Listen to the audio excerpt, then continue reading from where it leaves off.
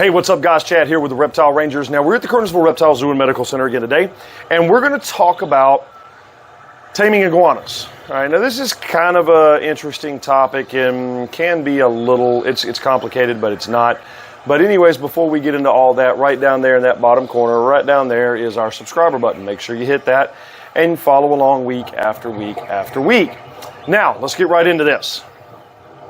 Okay, so somebody wrote us in and asked us about filming an episode on taming iguanas, the best ways to do that. Well, there is no real 100% fail-proof right way to do it. There are wrong ways to do it, yes, absolutely. But in order to tame things like that right there, there is no 100% you do this, it's going to work, okay? I want you to understand, too, that if you've watched previous videos, you'll actually see where we talk about these do not make great pets. They don't. We'll have folks come in or talk about from time to time, man, I had this awesome iguana. This thing would just sit with me. It would chill. It would do all this other stuff. That's kind of the rarity. I mean, it can happen, absolutely. It absolutely can happen. But generally speaking, that's a rarity. You know, for the most part, what we try and inform folks is that iguanas are awesome. They are beautiful. They're majestic looking animals and they do get massive. But the thing that we need to understand is that they can turn, especially males when they're of maturity, of breeding size and age, they hit breeding season anywhere from 3 to 5 months. And they can just turn just like that. I mean, it can turn very, very nasty, become very nasty animals. A human that they've been friendly with for a long time, they just see nothing but red, as it were. Not seeing red, but seeing red. And they'll turn on about anything. So they become very aggressive during breeding season. Now, outside of the breeding season issues, as it were, what are some ways and things that you can do to kind of help socialize? And that's what we call it. It's not taming them, okay? There is no such thing as a tame wild animal. They are socialized. They're adapted to interaction, okay? Now, how do we socialize them? Well, there's quite a few different ways that you can do this. A lot of the times, allowing them to get used to your presence is a great way to do this.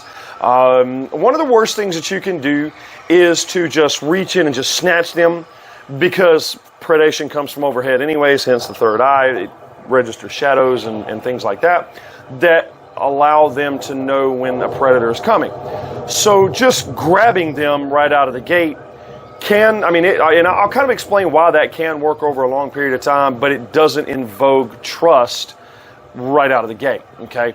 Now, a lot of the times if we're holding them, and once we're to the point of holding them, and I've used this on tegus, I've used this on monitors, I've used this on iguanas, I even use this on bearded dragons, the few rarities that are kind of psychotic, where we're holding them. If they start frailing or getting antsy or doing something like that, then we'll firm them up.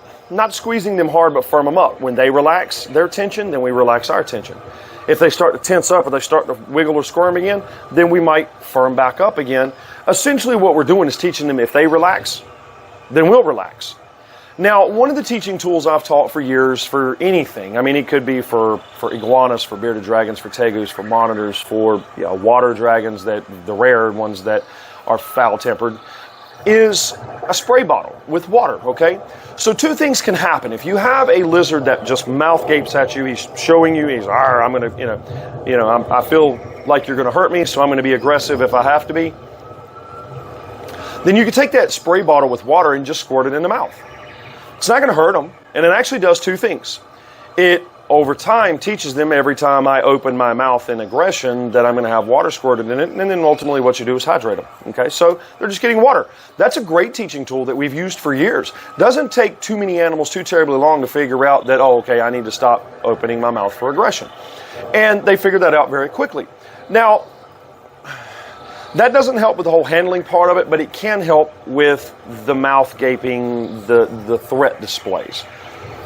Now, when it comes to the handling, a lot of the times you'll have folks that will, like with tegus and monitors, even iguanas, they'll open up the pen and they'll just kind of sit in the area, sit in the room, let the animal come out, and just kind of walk around them, get used to them. They don't do anything at all. They don't touch them. They don't try and pick them up.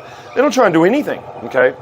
And they'll just let them get used to the environment and then go back into their pen. Because a lot of times it's a small environment that you're letting them out in to begin with, just to get them socialized, is what we classify it as. Another great way of getting the animals socialized is through feeding. Just like a good Southern fella, his way to his heart is through his stomach, great food. However, through feeding, that can also build that trust and bond.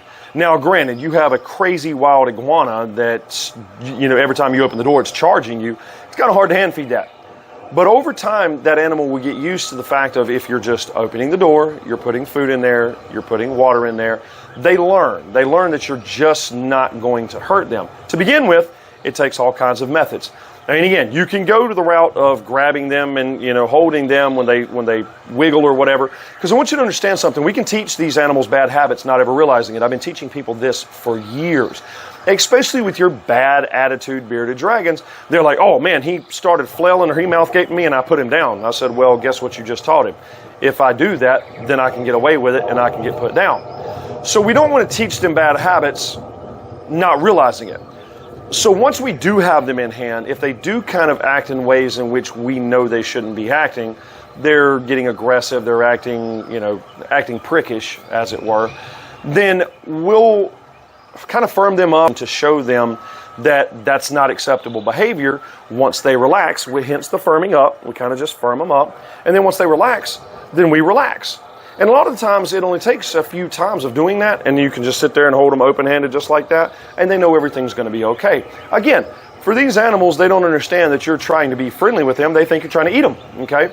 When you grab them or jerk them, that's what they think. You're trying to eat me, or he's trying to eat me. I got to get away from him. So we don't want to, and that's why I say just going to the whole grabbing thing, just grabbing them and forcing them into the situation is never a great way to do that. It can work over a long period of time, but it's not a great way to do that. Hand feeding, interactions, positive interactions, sticking your hands in there once you know that they're not just going to bite anything that moves. Sticking your hands in there and kind of allowing them to climb up your arms, things like that, by feeding or by just hand feeding in general while they having commands. These animals like routine. With a lot of our animals, especially our crocodilian and our tegus and monitors, will have certain voice commands for certain activities that we're going to do. And so they know with that command which one is coming. Routines, they're a lot like humans. Hey, you take them out of a routine and it kind of creates chaos. So they want routines. The same thing. And if you can do the same thing over and over and over, sometimes you'll fall outside of your routine. Obviously, it's impossible to do the same thing every single moment of every single day. But if you can keep as much of a routine as possible, it will also keep them as stress-free as possible. And less stress means less aggression. Okay? So, with this video, really this is not one of those videos that I can just go and just give you step-by-step instructions on exactly how to do something, because there is no such thing when it comes to taming an iguana. There are many ways in which you can achieve socialization, but each animal has its own personality, and so you kind of have to figure out what's going to work with your animal to get it the most socialized. Over time, yes, absolutely, most of your iguanas can become to a point of being able to allow them free roaming in the house, them allowing you to pick them up, pet them, things like that. But it just takes time, and just understand that once males hit maturity and they hit breeding season, they have extremely high testosterone and they get super aggressive, okay? Now, this is Chad. We are here at the Kernersville Reptile Zoo and Medical Center. We are the Reptile Rangers. We appreciate you following along week after week after week. Make sure you hit the subscribe button, like button, bell for notification. Make sure to follow along on our TikTok channel and also Untitled Reptile Rangers, our zoo page, Instagram page at the Kernersville Reptile Zoo. Also, feel free to come see us. We have the storefront with all kinds of pets and supplies and food for the pets. And if you have any questions, feel free to get with us. Our information is in the description below. People call us all the time for help. We're happy to help out any way we can. We'll either see you here at the zoo or we'll see you on the next episode. Later.